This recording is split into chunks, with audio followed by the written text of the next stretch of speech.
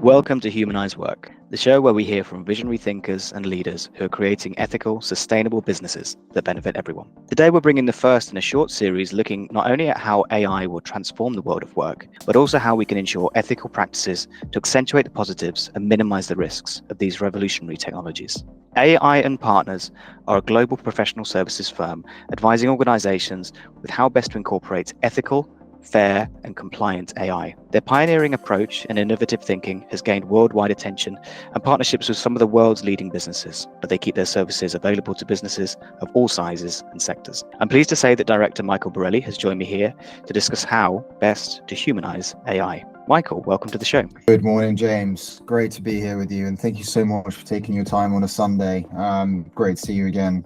Before we dive into the technical issues around AI, and in particular the upcoming EU AI Act, I think it'd be great to find out a little bit more about your personal background and how you came to be involved in AI and Partners. What really was the inspiration behind the business? Sure. So I've my background is financial services, regulatory compliance. So cut my teeth in the back office in the commodity derivative sector, learning how businesses need to incorporate and react to regulatory change. So basically being the conduit between the lawyers and the front office, and learning how to do things, all the practice and protocols of compliance. But then as I went through my career and having picked up different experiences across different asset classes and firm types, wanted to be a bit more proactive, and I always had that sort of entrepreneurial side of me. In 2021, I was extremely fortunate to meet my business partner, Sean Mush, who is the founder and CEO of AI and Partners,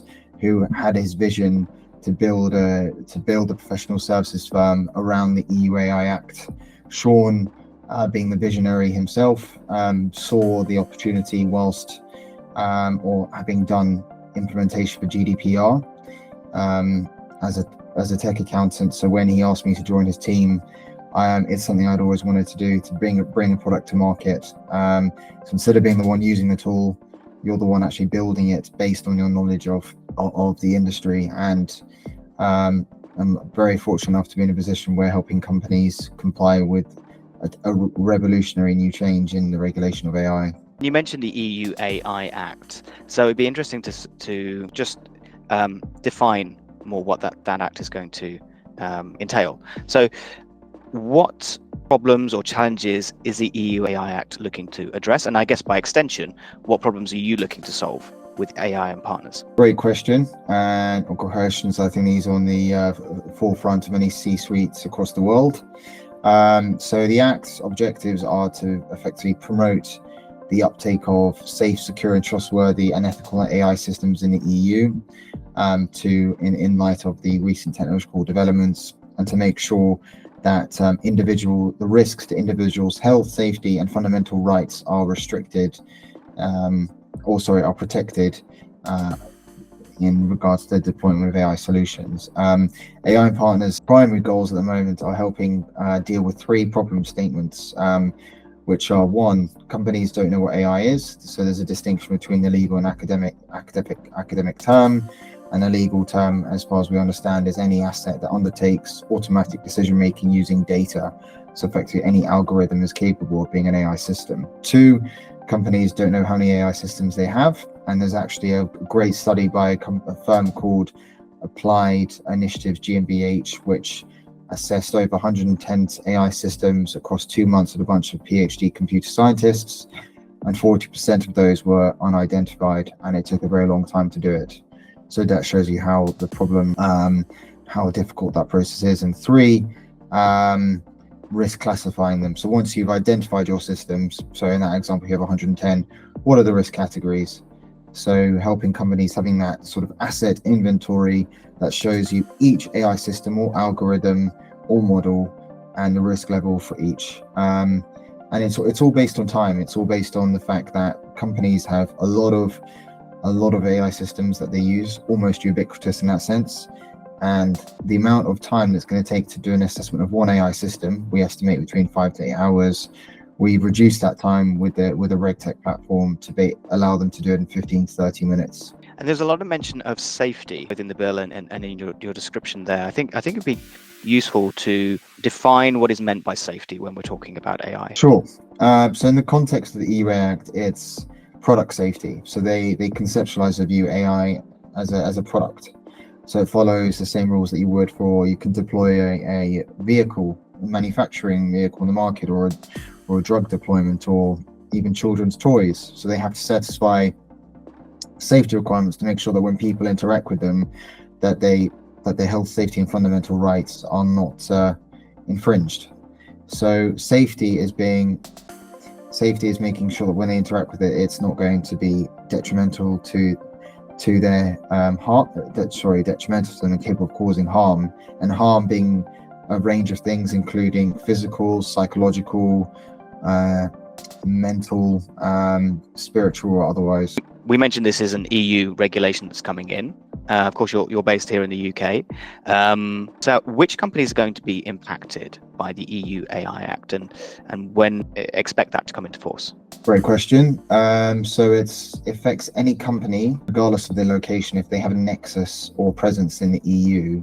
So similar to GDPR, it's also extraterritorial, and it's industry agnostic. So it affects you whether you're in healthcare, financial services, construction, pharmaceuticals, entertainment, etc., and firm size. I guess the European legislators realize that it's going to be quite onerous for firms smaller down the spectrum. So there are certain carve-outs, exemptions, and support measures for startups and SMEs. So I believe some of the companies that you yourself, James, are very familiar dealing with, companies need to be aware of this. And crucially, and this is the timing of this podcast is actually very salient, on Tuesday, the 21st of May, the European Council, or the Council of the European Union, are due to vote or endorse the EU AI Act, with its formal entry into force scheduled from June 2024. So the 2-year transition period starts from June 2024 onwards. So we can expect this to impact companies globally.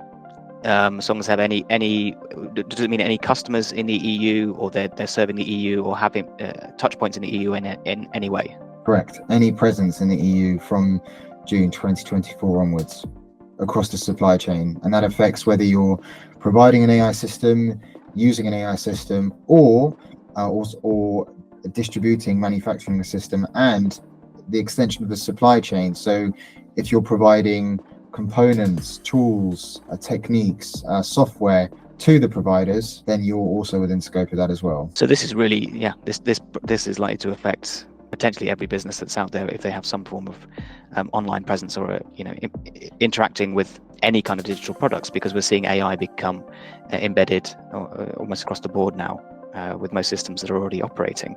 So if you're accessing an AI system to use perhaps some SaaS products that you've already been utilizing within your business, is that likely to impact you, or just interacting with systems that are SaaS products perhaps that are incorporating AI? Would that mean that a company wouldn't have to necessarily report? If you're accessing a SaaS product and using that API, then you would be within scope, because you would be classed as a deployer. So that'll be a user. Equally, if you're redistributing or reselling it, you'd still be within scope. And then companies could then come and ask you, what AI systems are you using, or what touch points do you have? So even if you're just redistributing it or marketing it, you would still have obligations, because you're effectively helping to promote the uptake of AI across the European Union. So it is like across the AI value chain, they are imposing obligations on people, because they need to make sure that, due to its ubiquity and due to the fact that it's pretty much used in everyday functions, that everyone across all, all social classes and parts of the demographic are using this. So going back to AI and partners, who are you helping, and how are you helping them? So we help our companies across the spectrum, and we're primarily focusing on professional services firms. So into 3 buckets: accountants, lawyers, and consultants, because they are the ones who are still the arbiters of justice and the arbiters of delivering quality and trusted services to the clients. So when clients are looking to do these assessments, looking to do the identification and consulting them to understand their obligations, we basically empower them to provide their services or optimize them. So Authorus, which is the platform, is designed to be used by a junior consultant or a partner at a consultancy firm or the like, to do the assessment, and then that will lead on to follow-on work. So we basically help them service their underlying clients and optimizing that process. Of course, there is a consultancy and advisory element as well. So we have done some work for national universities, not even in the EU actually. We're also helping some European-wide programs to the extent of building regulatory sandboxes, testing and experimentation facilities, and toolkits used for the European Union. We're also helping spearhead something called the AI Pact, which is a publicly available initiative, free to join, anyone to use, which basically which will set the precedent and the best practices during the implementation period. Because we, as the 2-year period is about to kick off, what is done will basically set the market standard, and AI partners are leading the charge in setting the best practices that will be used or set for the duration of the UX, I guess, existence, similar to how GDPR was implemented and followed to this day. Yeah, and I think the development of best practices is really crucial at this time. You can't escape for news on AI, but also opinions, and opinions. There's obviously a wide range of views in terms of whether this is going to be a force for good or an existential threat out there. What's your view of the development of AI technologies, and in terms of its impact on humanity going forward? I'm sure there's positives and minuses. So do you think overall it's a force for good, and how do we best mitigate the risks? So a couple of questions, then I'll do my best to answer them. But if I've missed anything, then do let me know. I think development is incredibly exciting. I think similar to how the boom in the 90s, a wave of technology unleashed a new wave of productivity in the economy and ways of value creation, both across emerging and developed and developing economies. That the risk needs to be mitigated by adhering to regulations and building safeguards and solid practice into your practices, but also for businesses using them. Because this is a form of technology which even the brightest, smartest minds on the planet are still grappling to understand, and the risks are emerging. It's not a static risk, like a risk assessment where we did this 6 months ago, nothing's changed. It's almost like dynamic compliance and dynamic development. It is changing on a daily basis, so it's not as easy for people just to sit back, and we need to be far more receptive, because the use determines the risks. In the same way that if you're using a car every day, there's going to be a greater risk of it breaking down or having a car crash. But regardless of any other condition, by virtue of using it, you are increasing the risks. So by virtue of using AI and interacting with technology, which is also being pushed on society, the risks then manifest. Whereas if you didn't, they would obviously not apply. I am very optimistic. I believe that the regulation is human-centric, and I believe the best in humanity. I believe that it's a very exciting time to be alive, and if you're working with the right people and the right partners, I think a lot can be achieved. And we've come through a lot of struggles recently over the past few years, both this side of the 20th century and the other.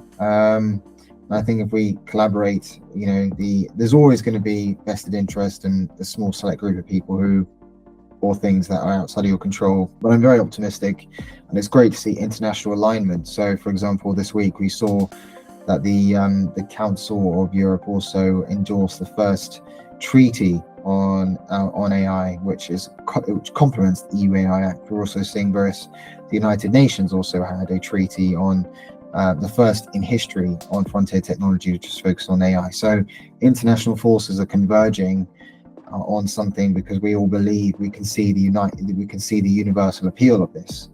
And in my sort of professional and personal experience, I've never seen anything like this before. So it's unprecedented, but that also requires greater collaboration, and there are obviously going to be far greater challenges ahead. But if we unite and build together, we can achieve a better future. Absolutely. And I think the car analogy that you mentioned is a really apt one in terms of such a transformative technology. And if you think when cars were first introduced, obviously they were extremely highly regulated. very restrained in what they could do, but it was also, I guess, quite difficult to have mass adoption. The infrastructure had to be put in place, which I guess is the difference with AI. Yes. And then slowly over time, obviously, those regulations in some areas were relaxed, in some areas new regulations were brought in. But you need that tight regulatory framework first of all to understand what is safe and where you can allow for more degrees of freedom in using a new technology such as that. Forgive me, I was just going to, your point of the infrastructure is very salient.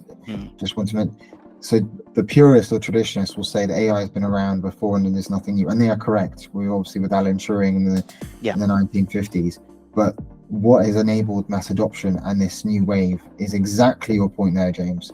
The infrastructure is now in place with the internet, with high speed networks, with computing power, etc. So a myriad of forces have converged to allow this point in history for this technology to arise, and any one of those that wasn't there before, the infrastructure would have been in place. So the timing has been exceptional, which has allowed it to be developed. And this sudden flurry of new development. Where do you think the EU AI Act has got it right, and do you see that being a model that will be adopted worldwide and by other jurisdictions to correctly, I guess, steer AI development in the right direction? Yes, I do. And obvious biases aside, I think that the risk-based approach. So I think nothing's perfect, but they've taken an approach, and the risk-based approach is akin to KYC in financial crime. So KYC itself is not perfect, but at least it puts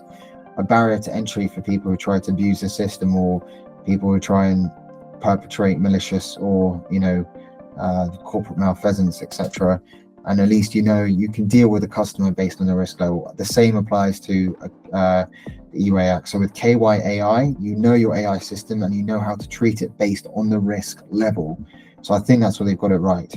Where they possibly haven't got some things right is trying to account for all the technological developments which have been have coincided with the traditional legislative process. But I guess these will be handled over time through delegated implementing acts, and the co-rapporteurs and the people involved have been exceptional, and I think their foresight has allowed this really to keep going despite immense forces to derail it.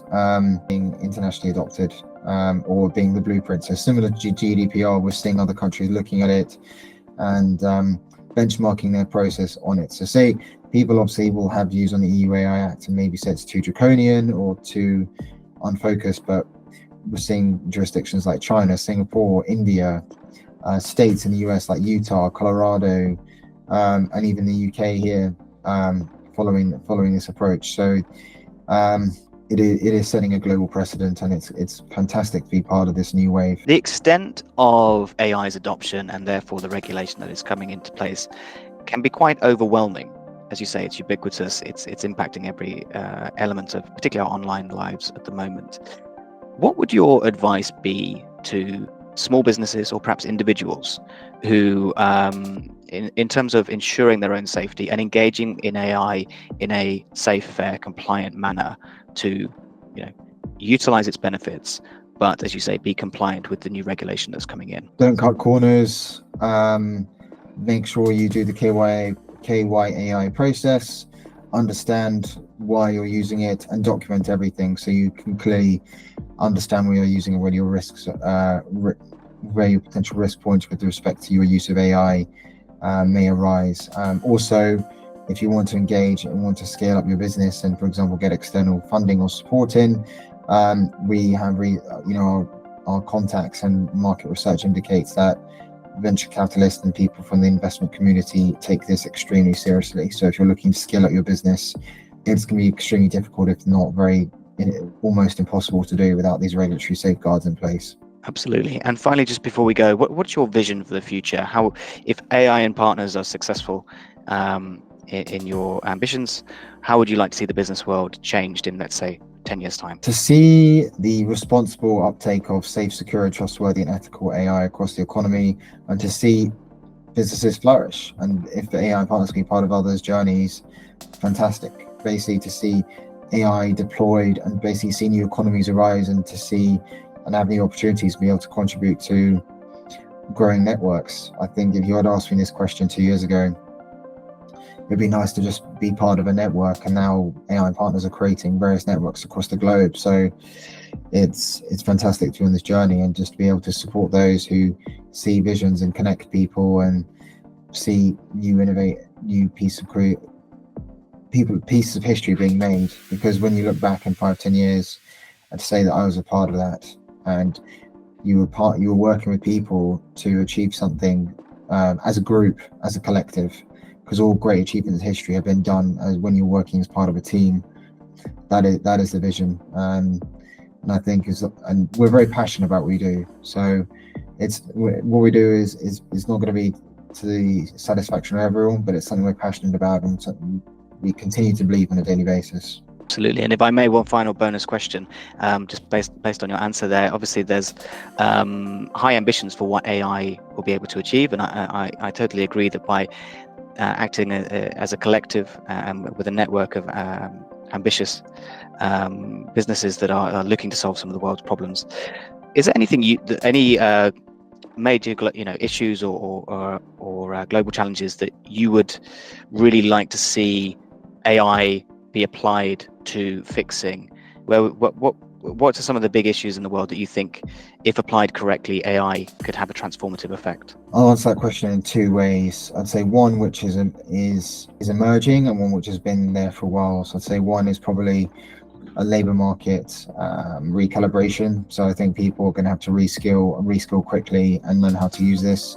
So I think if AI can transform the way people do their work, but also people will need to transform themselves to use AI. I think that's going to be a very key trend, and to be able to solve that. And we're working with various parties who are, for example, have smart city initiatives and are focusing on AI literacy to upskill the future workforce. So I think that this is critical. And secondly is climate change and sustainability. It is without a doubt that we're seeing vast changes in the way that we're interacting with the ecosystem and the various changes that are happening. And for example, the amount of computing power AI is using is almost like a Pyrrhic victory in that sense. And the climate change issues the world is facing today are only going to increase, and we're seeing some of the smartest leaders in the world talking about this. So I think AI literacy, climate change, and within the first point, labour market recalibration. Lots to look forward to. And Michael Borelli, thank you for everything that you've been doing with AI and Partners. We will include links to how to get in touch with Michael and AI and Partners in the show notes. But thank you very much for joining us on human-centric work.